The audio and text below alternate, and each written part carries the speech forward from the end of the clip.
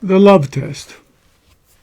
In the Old Testament, Almighty God instructed Israel, and by extension, today, the faithful church as follows. What does the Lord your God require of you? But to fear the Lord your God, to walk in his ways, and to love him, to serve the Lord your God with all your heart and with all your soul, and keep the commandments of the Lord and his statutes which I command you today for your good. Deuteronomy chapter 10, verses 12 to 13. Based on the above, the faithful Christian believers are to practice these 5 requirements today for our good.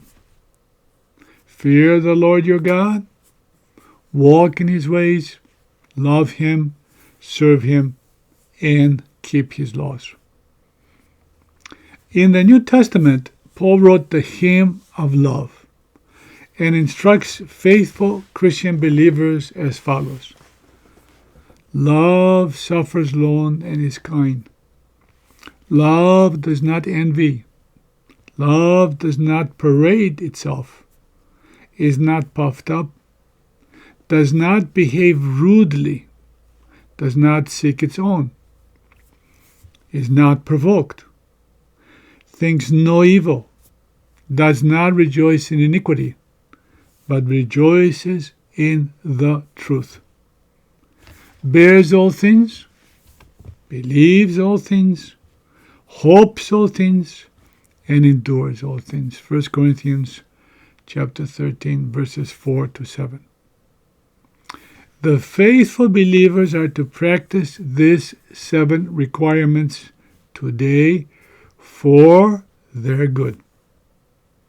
To be patient, to be kind, to rejoice in the truth, to bear all things, to believe all things, to hope all things, and to endure all things. So I ask, do we practice the 5 Old Testament guidelines? Do we practice the 7 New Testament guidelines? A friend of mine once asked me to test my character. He told me to substitute my name where the word love appears in Paul's hymn of love. I fell short. Certainly, I needed to improve. How about you? Take the test.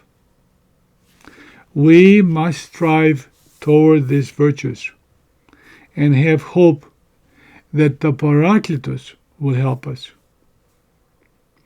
Greater is he who is in us than he who is in the world. 1 John chapter 4, verse 4. We are called to be perfect. Though we fall, let us continue to bear our crosses. Be humble. Struggle toward the finish line and toward theosis.